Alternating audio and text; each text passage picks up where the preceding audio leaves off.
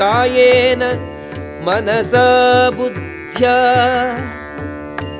కేవలై ఇంద్రియైరపి యోగినః కర్మ కుర్వంతి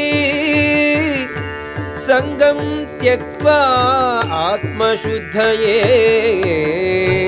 యోగులు ఆసక్తి విడిచి దేహముతోడను మనస్సుతోడను బుద్ధితోడను ప్రక్షాళిత ఇంద్రియములతోడను కూడా ఆత్మ పరిశుద్ధి ప్రయోజనమునకు మాత్రమే పనిచేయుదురు.